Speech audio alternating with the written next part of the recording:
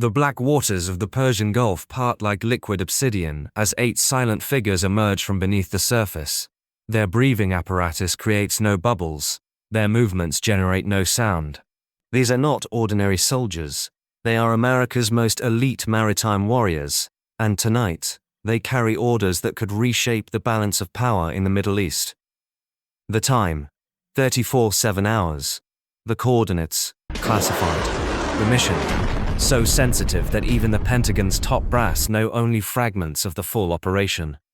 What unfolds in the next 6 hours will send shockwaves through intelligence agencies across 3 continents, and prove that in modern warfare, the most devastating strikes come not from the sky, but from the shadows beneath the waves. As thermal imaging cameras capture their ghost-like approach to the shoreline, one thing becomes terrifyingly clear. This is no ordinary Navy SEAL operation.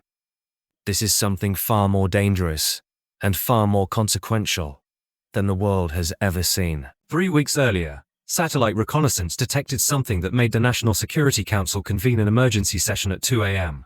Deep within a fortified compound along the Iranian coast, construction crews were working around the clock on what appeared to be a harmless desalination plant. But beneath the concrete and steel, American intelligence had uncovered something that could tip the regional balance of power forever. The facility wasn't processing seawater. It was enriching uranium. But it was enriching uranium forever.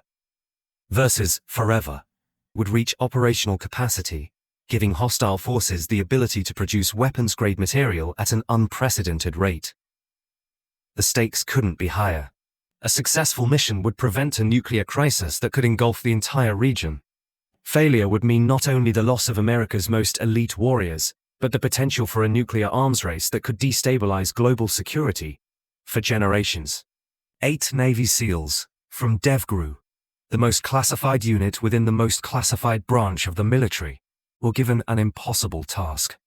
Infiltrate a facility protected by multiple layers of defense, gather irrefutable evidence of the nuclear program, and extract without leaving a trace of American involvement. The operation, codenamed Silent Thunder, emerged from a complex web of international tensions that had been building for months. Regional powers had been that could fundamentally alter the strategic landscape. American intelligence agencies had been tracking a network of scientists and equipment that pointed to a coordinated effort to develop advanced nuclear capabilities. The facility represented the culmination of years of covert development, hidden beneath layers of legitimate commercial activity. What made this operation particularly critical was its timing. International diplomatic efforts were at a crucial juncture, with nuclear agreements hanging in the balance. The intelligence gathered from this mission would either provide the evidence needed to expose the illegal program through diplomatic end of 2007, the entire mini. The broader implications extended far beyond regional security. Success would demonstrate America's ability to project power, precisely and invisibly, anywhere in the world. Failure would signal that even the most secure facilities could not be penetrated, potentially encouraging other hostile actors to pursue similar programs. The SEALs approaching the Iranian coast carried technology that represented the absolute pinnacle of military innovation. Their primary infiltration vehicle was a Mark 8 swimmer delivery vehicle, a $2.03 submersible that could transport a full team undetected through enemy waters. Each operator wore a modified Navy tactical assault suit, equipped with integrated communication systems, thermal regulation, and electromagnetic shielding to avoid detection by electronic surveillance. Their weapon systems included suppressed HK-416 rifles, modified with advanced optics and subsonic ammunition, designed to eliminate targets without creating acoustic signatures. Perhaps most critically, the team carried a specialized reconnaissance package developed by the CIA's Director of Science and Technology. This briefcase-sized device could penetrate reinforced concrete, access computer networks, and extract terabytes of data, while leaving no trace of intrusion. The operation also relied on real-time intelligence from a constellation of satellites and a high-altitude drone, operating in international airspace.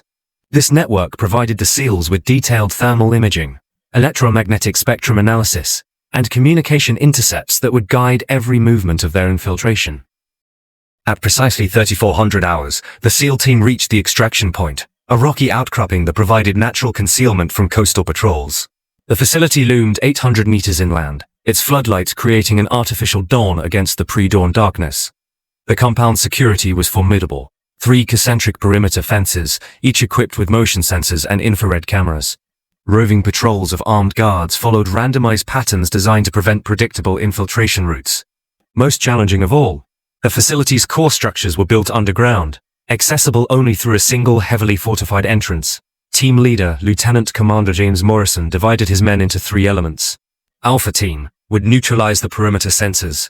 Bravo Team would create a diversion on the facility's eastern flank. Charlie Team, led by Morrison himself, would penetrate the underground complex and retrieve the critical intelligence.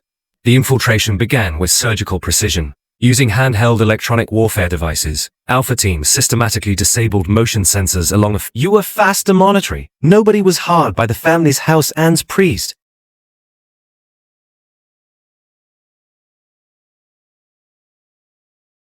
What the SEALs didn't know was that their approach had not gone entirely unnoticed. The facility's chief of security, a former Revolutionary Guard colonel named Hassan Maleki, had noticed subtle anomalies in the coastal radar readings. These weren't the typical fishing boats or commercial vessels that regularly transited the area. Maleki activated a silent alarm protocol that brought the facility's defensive systems to heightened alert without triggering visible changes that might warn potential infiltrators. Additional guard patrols were dispatched to key positions, while electronic countermeasures began scanning for unauthorized communications. The compound's most sophisticated defense was a network of passive infrared sensors hidden throughout the facility's underground levels. These devices could detect human body heat, even through the advanced thermal masking of the SEALs' equipment. As Charlie Team descended into the facility's core, they were unknowingly moving through a detection grid that was silently cataloging their every movement.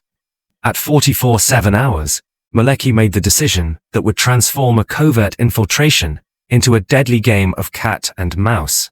He ordered the activation of the facility's lockdown protocols, sealing blast doors, and activating internal defense systems that could turn the underground complex into an impenetrable fortress.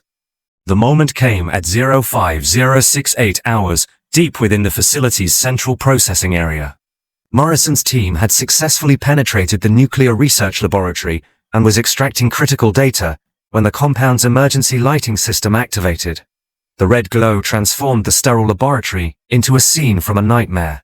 Blast doors began sliding shut with mechanical precision, threatening to trap the SEALs in an underground tomb. Emergency communication channels erupted with frantic Persian voices, coordinating a response that would bring overwhelming force to bear on the infiltrators' position. Morrison made the split-second decision that would define the mission's outcome. Rather than abort and attempt immediate extraction, he ordered his team to complete the intelligence gathering, while Alpha and Bravo teams executed a coordinated assault on the facility's command center. The ensuing firefight lasted exactly 7 minutes and 32 seconds. SEAL marksmanship and superior equipment proved decisive against defenders who had been caught off guard by the sudden escalation. Suppressed weapons fire echoed through concrete corridors as the world's most elite warriors fought their way through multiple defensive positions. And of course,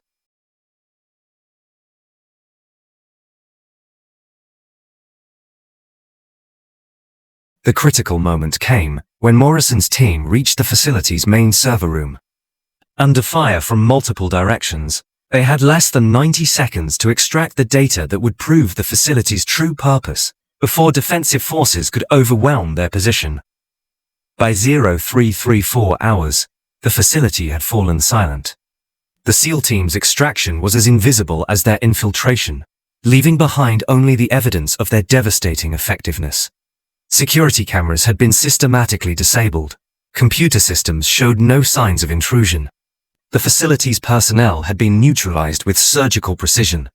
The intelligence extracted from the compound exceeded all expectations. Terabytes of data revealed not just the scope of the nuclear program, but a network of similar facilities across the region. The evidence included detailed schematics, communication intercepts, and financial records that exposed the full extent of the covert weapons development effort. Most significantly, the data revealed that the facility was weeks away from producing weapons-grade plutonium in quantities that could support a robust nuclear weapons program. The timing of the operation had prevented a development that would have fundamentally altered the strategic balance in the region.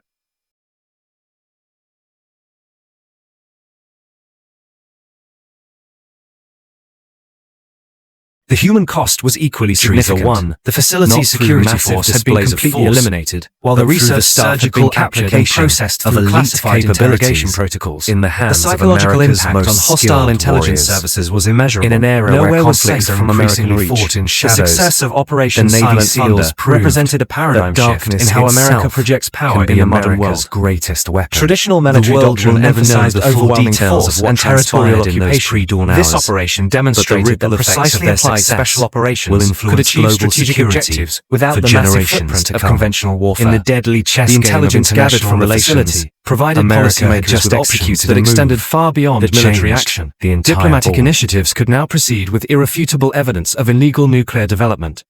Economic sanctions could target specific individuals and organizations identified in the captured data. Perhaps most importantly, the operation revealed the vulnerability of even the most sophisticated defensive systems to elite special operations forces, equipped with cutting-edge technology. The psychological impact on hostile actors was profound. If this facility could be penetrated, nowhere was truly secure.